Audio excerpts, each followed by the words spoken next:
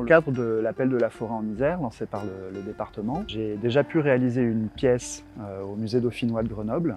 Et donc, cette carte blanche se poursuit pour une deuxième intervention au musée Arcabas en Chartreuse.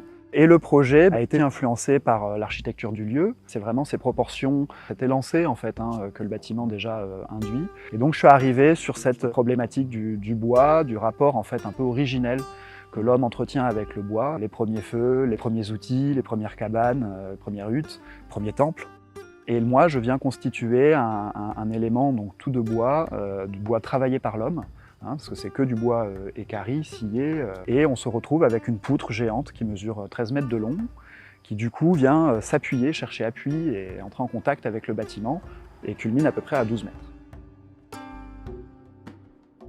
Il y a des partenariats, notamment avec le CIBC, le Comité interprofessionnel du bois, qui a labellisé en fait le premier AOC bois, donc AOC Bois de Chartreuse, premier de France. Il y a aussi d'autres partenaires locaux qui sont des charpenteries qui ont bien voulu jouer le jeu, chez qui j'ai pu récupérer en fait plein de chutes de charpente. Et puis il y a aussi SDCC Construction, DB Charpente et Woodscope. Il y a aussi SRPN qui m'a mis une benne à disposition gracieusement. Donc tout ça peut permettre un ouvrage un peu de grande ampleur. Du coup, cette idée de poutre géante, c'est vraiment ce symbole d'un élément fort, rassurant, porteur, structurant, qui symbolise un peu cette idée de quelque chose qui nous abrite, qui maintient nos toits, nos édifices. Et d'un coup, il se retrouve avec un peu de biais. Il vient pencher un peu à la manière d'une béquille géante, on ne sait plus trop qui tient qui.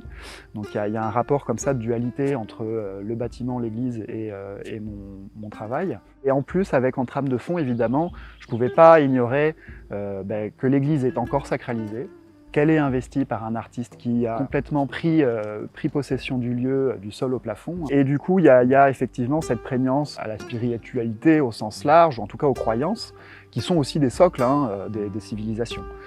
Donc il y a tout ça qui s'entremêle et qui, fondement, questionne un peu tout ça avec ce travers, ce biais.